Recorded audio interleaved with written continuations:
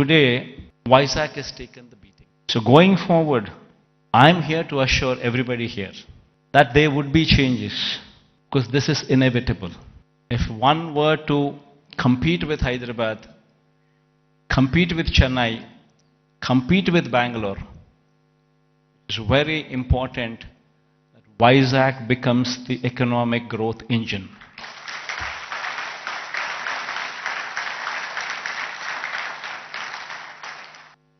See, for me, the state is ours, to everyone here. And one in my place should think in terms of what is good for the next generation. How would we want our children to, how are the state's revenues going to be? And how exactly can we boost these revenues to support the growth of Andhra Pradesh? If we do not think like this in terms of growth for Vizag, then who would think? If the vision of the leader is wrong, if the vision of the leader is negative, then Vizag, today unfortunately, only person standing for Visakhapatnam as executive capital is only me.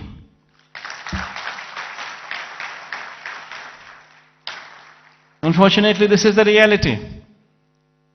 Fighting against the entire opposition, fighting against vested interests of the media, everybody wanting that Visakhapatnam is not declared as executive capital. This is the reality. Everybody should keep this in mind, understand this reality. Now moving further, Vizag would have to develop. I'm assuring you, cases going on, we have so many people trying to oppose everything. But I'm assuring you, post-election, my stay would be in Vizag.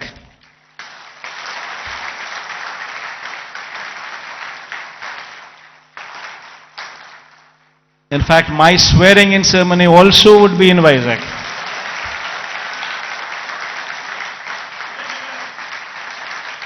This is my commitment to Vizag. Here in Vizag, we have a place which already has this basic infrastructure. We already have roads. We already have good roads. We already have electricity, good electricity. We have good water connections. We have good everything. Basic infrastructure is already put in place.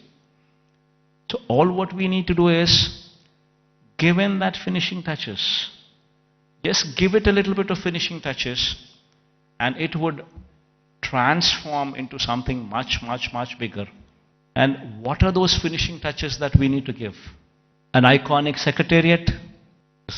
The moment we shift here and christen it as executive capital, you obviously would have the entire employees also come and station here, for which a secretariat building.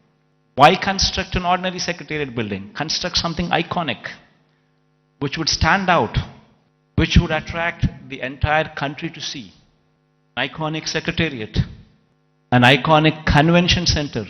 Telugu జాతి చరిత్రలో చిరస్థాయిగా లిఖించదగ్గ రోజు తెలుగుదేశం జనసేన బడుగు బలహీన వర్గాలకు ప్రత్యేకంగా వెనుకబడిన వర్గాలకు అండగా ఉంటామని సమిష్టిగా ఈ రోజు ఒక డిక్లరేషన్ మీ ముందర పెడుతున్నాం. 40 సంవత్సరాలుగా బీసీలకు అండగా ఉన్న పార్టీ తెలుగుదేశం పార్టీ. మీ రుణం తీర్చుకోవాలి. ఈ రోజు ఈ సమావేశంలో మీ రుణం తీర్చుకోవడానికి 10 సూత్రాలతో బీసీ డిక్లరేషన్ తీసుకొని మీ దగ్గరికి వచ్చాం.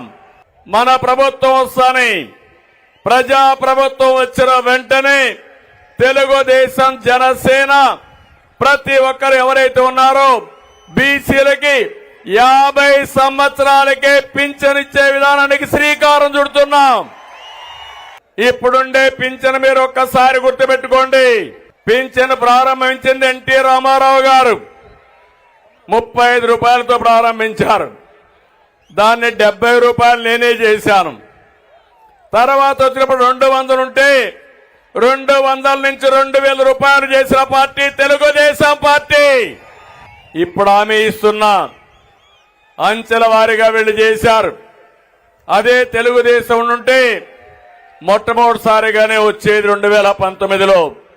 రేపు రాబోయే రోజుల్లో ఈ 3000 పింఛన్ని 4000 రూపాయలు ఇచ్చే బాధ్యత తెలుగుదేశం జనసేన తీసుకుంటాం.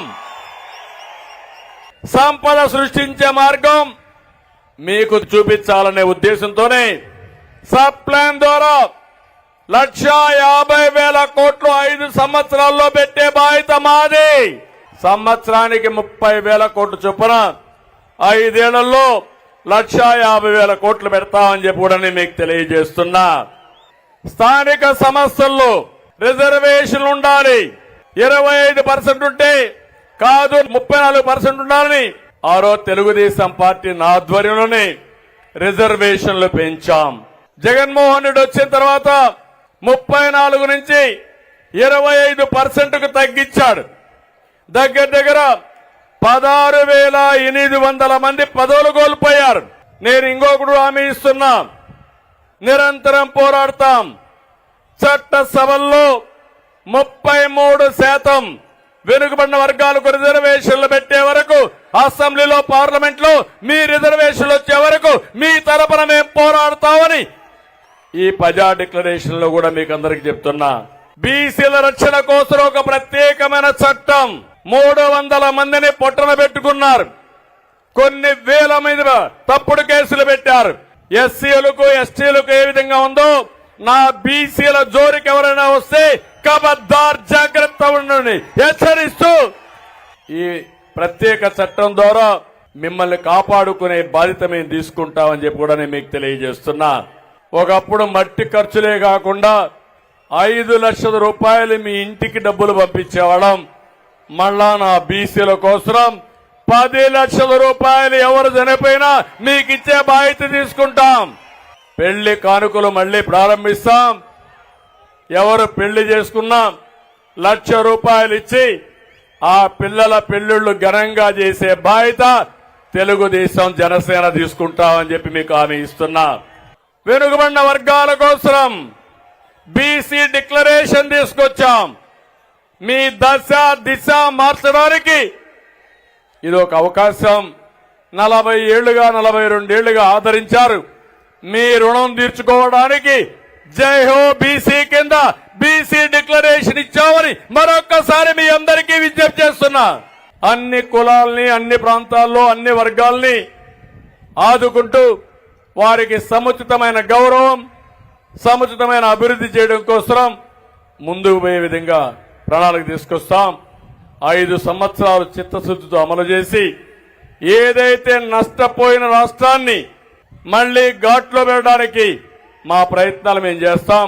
దీనికి పూర్తిగా సహకరించమని మిమ్మల్ని అందరినీ కోరుకుంటూ సహకరిస్తారని చెప్పి ఆశిస్తూ మరొకసారి మీ అందరికి కూడా రాష్ట్రంలో ఉండే బీసీలకందరికీ జై హో బీసీ నినాదంతో అందరికీ నమస్కారాలు.